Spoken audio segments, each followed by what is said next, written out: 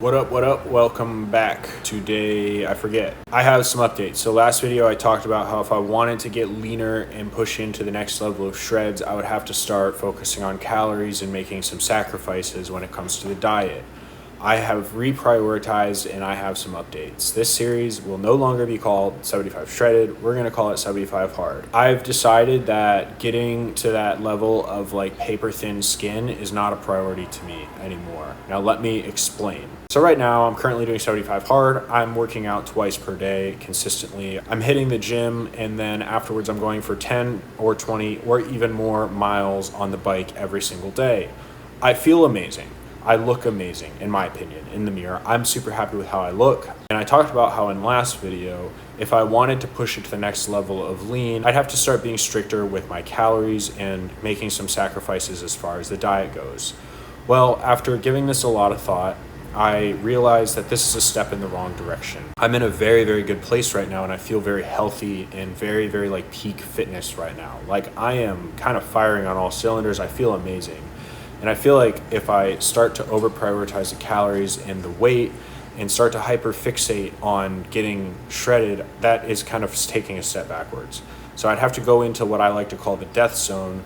And it's where you're like hyper depleted all the time to an unhealthy level to get to like an unsustainable body fat percentage. That's not a priority to me anymore. To get to that level of shreds, like sub 10% body fat, you kind of have to live in a state of depletion that is kind of like unhealthy and unsustainable.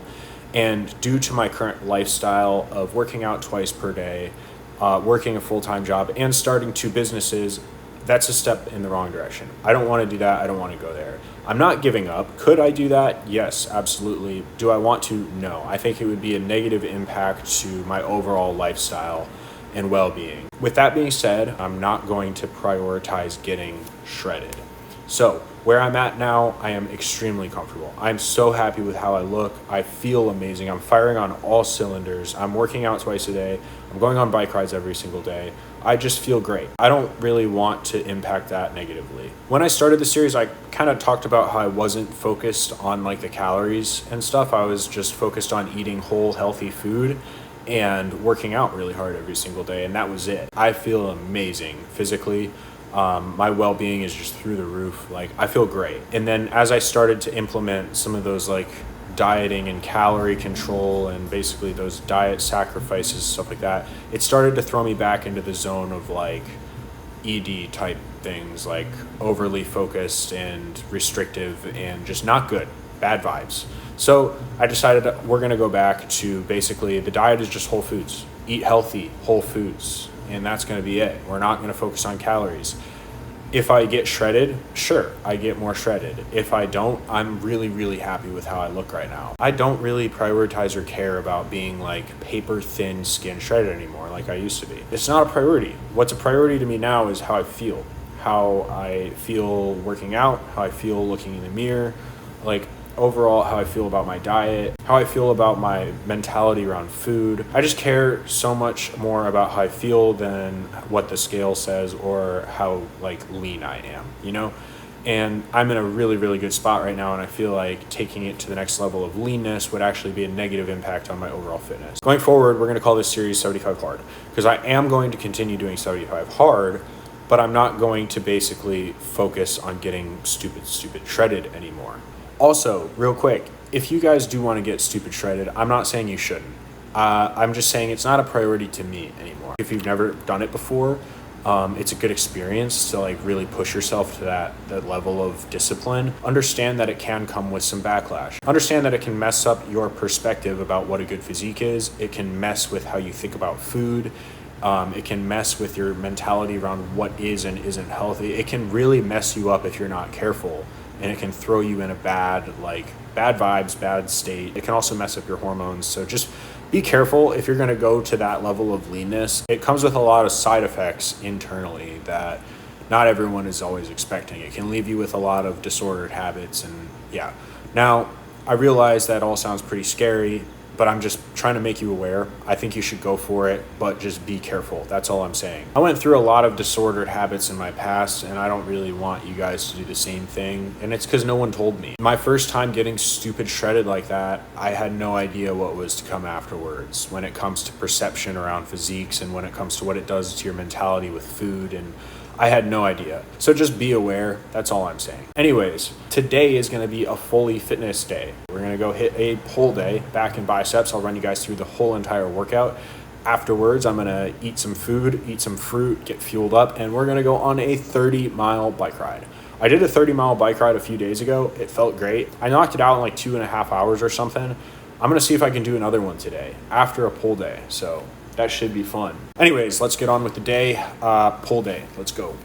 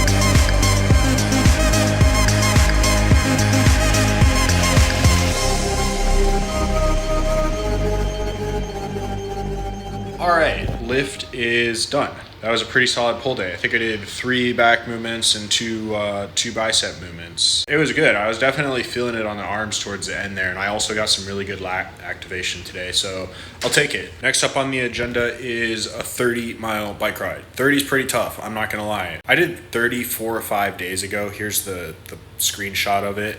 It was a pretty solid 30. Like, I don't know why. Usually 30s cook me, but that one was pretty good. I was moving, and at the end, I didn't feel like death. This one, I'm hoping it feels the same way, but oftentimes whenever I do 30s, they absolutely destroy me. So I guess we'll see. But first, I'm going to eat my oats after that lift, try to refuel. It's good to get carbs in you right after you work out because you want to refill those glycogen stores, and also your insulin sensitivity is boosted after you lift. Basically, what that means is you want to get your nutrients in.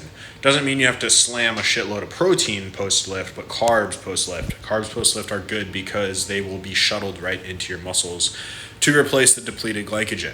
So we're going to do that, and then I'm going to rest up a bit, work on the business a little bit, the wedding videography, and then 30-mile bike ride time. Before this bike ride, I have a quick update for the wedding videography business. I've put up a few Facebook ads already. I wasn't really planning on doing this until I had some more work under my belt, but after kind of creating some portfolio videos out of my previous work and then using the wedding I already shot to create a bunch of footage, I decided, I was like, I have a decent amount of work up. Why don't I put some ads out there? Now, these ads I created are not necessarily for getting sales. Right now, I'm focusing on awareness and engagement. So I'm just trying to get the Facebook page to get some followers and get some traction a little bit.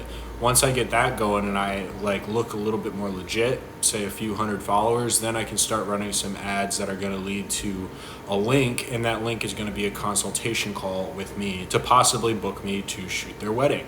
That is the plan right now. So just a couple basic ads. They're nothing crazy. They're just some shots from the wedding I shot, and they have some copy, meaning some text guiding people to follow my page, right? I've then gone ahead and used Facebook's targeting features to basically target within a 100-mile radius of me and to people with interest in weddings and stuff like that. So basically anyone who's looking at wedding stuff on their Facebook or social media, that's how Facebook knows, okay, maybe show my ad to them. So then those local people interested in weddings will come over to my page. I'm gonna let those ads cook for a little bit and gain some followers on the page. And once I have a little bit of a following built up, then I can start creating ads to actually promote my services rather than just trying to get people aware of me. Basically, if you think about marketing, it's like a funnel. The top of the funnel is just awareness. Before anyone can actually use you or purchase from you, whether you're a service or a product-based business, they have to be aware you exist.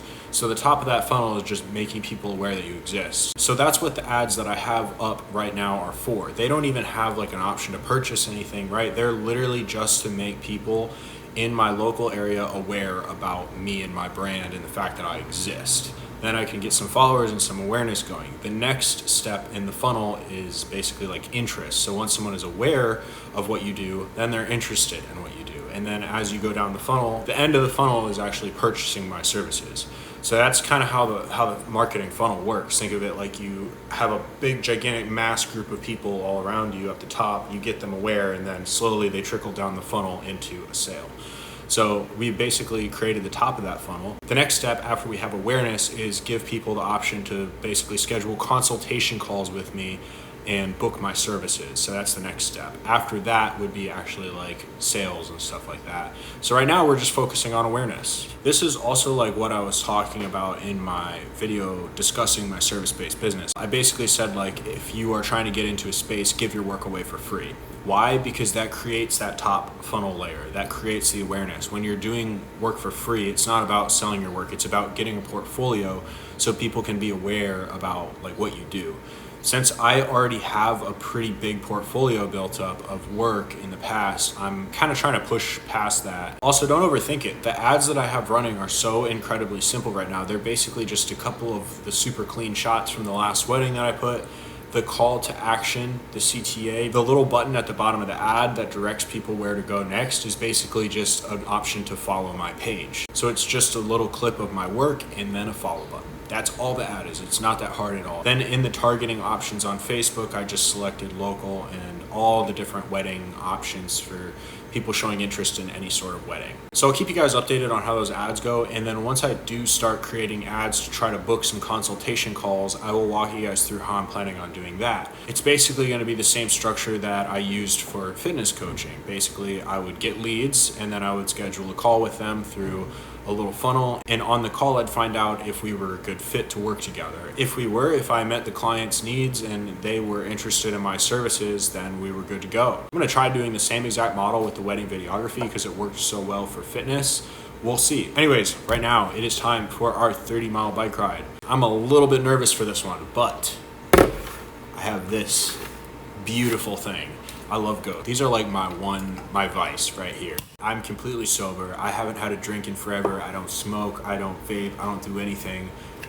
But Ghosts, I don't think I could ever give up Ghosts. I'm gonna smash this. I'm probably gonna eat a mango and then we're gonna go rip 30 miles. All right, we're about 10 out already. My trick for super long bike rides is go like halfway out. So if I want to do a total of 30 miles, I go 15 miles out so that I have no choice but to like go 15 back. So no matter how shitty I'm feeling, whatever, what am I gonna do? Just be stranded 15 miles away from my place? So we're about 10 miles out right now, another 5 and then we'll turn around. I'm feeling pretty damn good right now. That mango and that Ghost that I had earlier, that is like peak bike ride fuel right there. It doesn't get much better than that. So whenever I'm on these bike rides, I usually don't listen to music or anything. It's kind of like my meditation time in a way. I've just me and my thoughts out here in the woods, and I love it for that reason. But you'll notice this time I have a headphone in because I'm listening to Alex Hormozi's book, $100 Million Leads. I've seen a lot of Alex Hormozi's content. I love his like YouTube videos. He's an incredibly valuable person. Like he just gives away so much stuff for free. And because I was just talking about getting ready to like advertise for the wedding videography, I figured I'd actually read one of his books all about advertising. So that book is all about advertising, and I know it will give me some value around advertising because Alex Hormozi, if you guys are interested in business and you haven't like seen him or watched any of his stuff, I highly recommend it. He'll just give out like so much sauce in his stuff. So I'm about 2 hours into this bike ride now, and I'm like a good chunk into the book, and so far it's absolutely fire. So I'm excited to actually start running these ads and try to implement some of the strategies that he talks about. This is actually like the first book or anything I've really consumed in a long time. I told you guys probably about a month ago now that I wasn't going to be consuming any content, like no reading or anything. And I didn't make a commitment. I just said that I was focused more on creating stuff, which I am. But this book just seemed to kind of like pop up like at the weirdest, like most coincidental time. I've always known about Alex Hormozi and I've always loved him. But then like literally right as I'm getting ready to like run ads and stuff, this book just kind of falls into my lap, and it's like the absolute GOAT talking about running ads. So I had to grab it, and I gotta read it. But yeah, I'm gonna finish up this bike ride, and then I think that'll probably wrap it up. I'll show you guys the meal that I get tonight with my dad, but I'm feeling really good on this bike ride, by the way. I think, like I said, I'm like 20 or 22 miles in, and it's like super easy. That mango and the Ghost energy is just an absolute game changer for the longer rides. I know the Ghosts are probably going to stop my heart. You don't need to tell me, but I love them and they do magic. And like I said earlier, everybody has at least one vice, so that one's mine.